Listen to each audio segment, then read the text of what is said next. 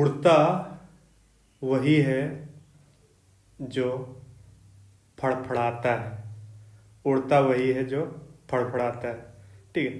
तो फड़फड़ाने का मतलब है कि ट्राई करना, जैसे चिड़िया होती है घोंसले में, तो पहले वो फड़फड़ाती है फिर उड़ जाती है। तो ऐसे ही अपने को करना है, एटलीस्ट ट्राई करना है यहाँ पे चीज़ों को सीखने का, जानने का। ओके, चलो तो स्टार्ट करते हैं video. Maximum power transfer theorem. जैसा कि हेडिंग में देखो कि जब होगा अंदर और बाहर बराबर तब होगा मैक्सिमम पावर। ठीक है, उसको अपन समझते हैं कि वो क्या है, उसका मतलब। तो यहाँ पे मान लो एक जैसे सर्किट है, जैसे डायग्राम में दिख रहा है। इस सर्किट में this the R which is load resistance. Okay, ये अपना लोड रेजिस्टेंस है, लोड रेजिस्टेंस। ठीक है, जिसमें कि अपने को कैलकुलेट करना है कि पावर मैक्सिमम होने के लिए कंडीशन क्या होगी। ये बैटरी है, रियल बैटरी है। ठीक है, रियल बैटरी मीन्स ईएमएफ के साथ साथ इसमें इंटरनल रेजिस्टेंस जो स्मॉल आर है, ये है इंटरनल रेजिस्टेंस। इंटरनल रेजिस्टेंस और ये ओवरऑल रियल सोर्स है, रियल सोर्स मीन्स यहाँ पे बोल सकते हैं बैटरी है, बैटरी। तो यहाँ पे अब मान लो इसमें करंट आई फ्लो कर रहा है, करंट आई है, तो इसमें अपन केवीएल से लिख सकते हैं कि जो आई होगा इक्वल टू होगा E upon R plus R, या फिर अपन डायरेक्टली इसको करंट को I equal to V by R equivalent से कर सकते हैं। तो कैपिटल आर और स्मॉल आर सीरीज में, तो आर इक्विवेलेंट कितना हो गया, R plus capital R plus small R. ठीक है, अब यहाँ पे इतना हो गया। तो अब अपन यहाँ पे देख रहे हैं कि पावर जो डेवलप्ड हो रहा होगा लोड रेजिस्टेंस में वो कितना होगा, power developed in power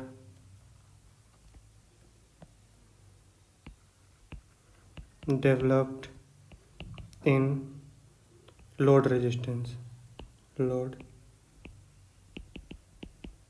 resistance, load resistance means capital R. तो अपने को पता है कि पावर का फॉर्मूला होता है, पावर का फॉर्मूला क्या होता है, पावर इक्वल्स टू होता है आई स्क्वायर आर। ठीक है, तो पावर का फॉर्मूला आई स्क्वायर आर हो गया। तो इसको ऐसे मैं लिख सकता हूँ कि जो पावर होगा वो इक्वल टू होगा, यहाँ करंट जो था वो था E by R plus R, तो पावर हो जाएगा E upon R plus R का होल स्क्वायर इंटू आर। तो अब अपने को पावर ये जो आ गया है, ये लोड रेजिस्टेंस में पावर है, पी एल लिख देता हूँ मैं, एल फॉर लोड रेजिस्टेंस। अब लोड रेजिस्टेंस में जो पावर है उसको मैक्सिमम होने के लिए क्या कंडीशन होगा, तो पावर को मैक्सिमम होने के लिए कंडीशन क्या होगा। तो कोई अगर ऐसे फंक्शन होता है, तो मान लो अगर y as a function of x है, तो फॉर मैक्सिमा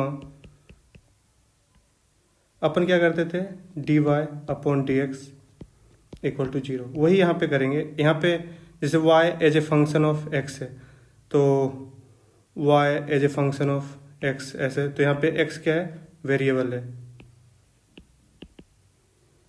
वेरिएबल है ना। तो उसी तरह से यहाँ पे जो पावर आया है उसमें वेरिएबल कौन है, तो वेरिएबल अपन माने हैं जैसे इंटरनल रेजिस्टेंस है, बैटरी का ईएमएफ, ये सब तो कांस्टेंट चीज़ है। वेरिएबल कौन है, तो लोड रेजिस्टेंस है। आर का वैल्यू क्या होना चाहिए जिससे कि जो पावर है वो मैक्सिमम हो जाए, पीएल जो है वो मैक्सिमम हो जाए, मैक्सिमम हो। ठीक है, तो इसके लिए अपन क्या करेंगे कि d P L upon d R equal to 0। ये आर क्या है यहाँ पे, वेरिएबल है ना, वेरिएबल। तो अब अपन इसको डिफ्रेंशिएट करते हैं सही तरीके से। तो डिफ्रेंशिएट करेंगे तो क्या आ जाएगा, ये देखो D upon D capital R into, इसको मैं ऐसे लिख देता हूँ, E square R upon capital R plus small R का होल स्क्वायर। ठीक, बहुत अच्छा। इतना इक्वल टू अपने को करना है 0। अब इसको मैं क्या करता हूँ, देखो अपन इसको डिफ्रेंशिएट करेंगे तो u इंटू वी के फॉर्मेट से करेंगे, d of u into v. ठीक है, तो यहाँ पे क्या होता था, u v dash plus v into you dash. You dash मतलब उसका डिफ्रेंशिएशन, एक वैसे दूसरे का डिफरेंस। तो यहाँ पे क्या होगा कि पहले डिफ्रेंशिएट कर दो तो ये कितना हो जाएगा, ई स्क्वायर आर का डिफ्रेंशिएशन कर दिए तो ये अपन बचा क्या, ऊपर वाले को मतलब ये मैं ऊपर वाले को u मान लिया और नीचे वाले को v, तो ये इतना अपॉन आर प्लस आर का होल स्क्वायर हो गया। फिर ऊपर वाले को ऐसे रखता हूँ, नीचे वाले को डिफ्रेंशिएट करता हूँ तो माइनस नीचे वाले का डिफ्रेंशिएशन क्या हो जाएगा, आर प्लस आर की पावर -2 है तो वो कितना हो जाएगा, -2 आगे आ जाएगा, E square capital R upon capital R plus small R की पावर कितना हो जाएगा 3। कहाँ से हुआ, तो D of T X X की पावर n इक्वल टू कितना होता है n इंटू एक्स की पावर n-1। ठीक है, ये n है तो ये वाला फॉर्मूला होता है, उसी से अपन ने ये किया इक्वल टू 0। अब यहाँ पे क्या करेंगे, एलसीएम वगैरह लेंगे और इसको यहाँ पे चला जाएगा, E square R plus R -2 E square R upon R plus R का क्यूब इक्वल टू 0। तो इसको उधर भेज देते हैं तो ये कितना हो जाएगा, ई स्क्वायर कॉमन करके तो यहाँ से आ जाएगा E square R plus R -2r upon R plus R का क्यूब इक्वल टू 0। तो यहाँ से क्या आया, R minus R equal to 0 और आगे यहाँ से R equal to capital R. इसका मतलब क्या हुआ कि फॉर मैक्सिमम पावर, जो लोड रेजिस्टेंस में मैक्सिमम पावर डेवलप्ड होने के लिए क्या होना पड़ेगा, उस रेजिस्टेंस का जो लोड रेजिस्टेंस है उसका वैल्यू बैटरी के इंटरनल रेजिस्टेंस के इक्वल होना पड़ेगा। तो यही था अपन जैसा स्टेटमेंट था, जब होगा अंदर और बाहर बराबर तब होगा मैक्सिमम पावर। ठीक है, अंदर और बाहर का मतलब resistance, internal resistance equal to जब लोड रेजिस्टेंस होगा तो पावर मैक्सिमम होगा। ठीक है, यहाँ तक एक बार लिख लो और जल्दी से यहाँ पे देखो, डिफ्रेंशिएशन में थोड़ा सा सही तरीके से करना है। ओके, कोई दिक्कत नहीं ना, आगे देखो।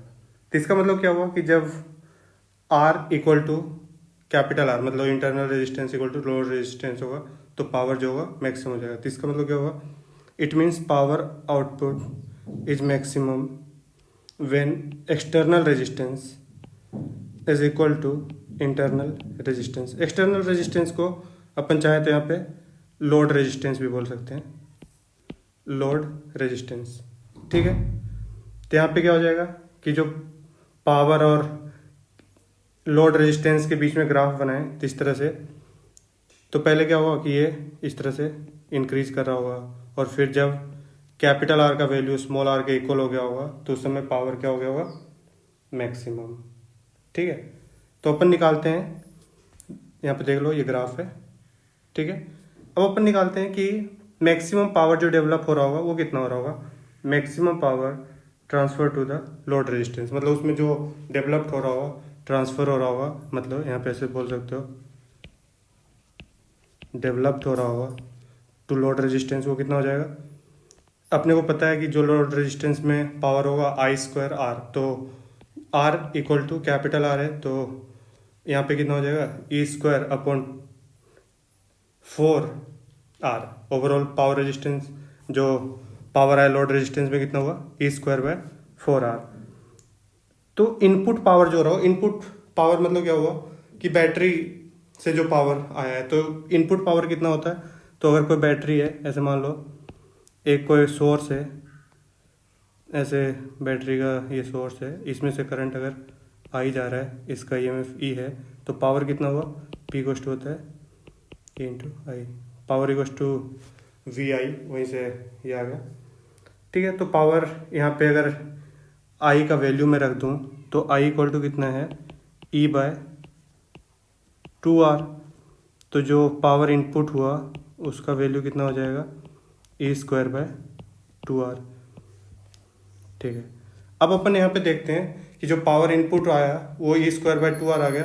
तो अब इफिशियंसी की बात करते हैं कि इफिशियंसी कितना होगा। तो इफिशियंसी क्या होता है power in load resistance upon power input. तो इफिशियंसी परसेंटेज इफिशियंसी होता है power load resistance upon input into 100। यहाँ पे जो लोड रेजिस्टेंस में पावर था वो था ई स्क्वायर बाय 4 आर, और ये हो गया था कितना ई स्क्वायर बाय 2 आर। तो ओवरऑल यहाँ पे देखेंगे तो ये इफिशियंसी आएगा 50%। इसका मतलब क्या हुआ कि जब जो पावर है वो मैक्सिमम हो रहा है तो उस समय इफिशियंसी मैक्सिमम नहीं हो रही है, इफिशियंसी कितनी है 50% ही है। ओके, ये बहुत ही इंपॉर्टेंट है कि मैक्सिमम पावर जब हो रहा है तो उस समय इफिशियंसी 100% नहीं है, उस समय इफिशियंसी कितनी है 50%। ओके, अब कुछ पॉइंट्स है जो इंपॉर्टेंट है उसे नोट डाउन कर लेते हैं। देखो क्या ये पॉइंट्स कि the maximum power transfer theorem holds for any real voltage.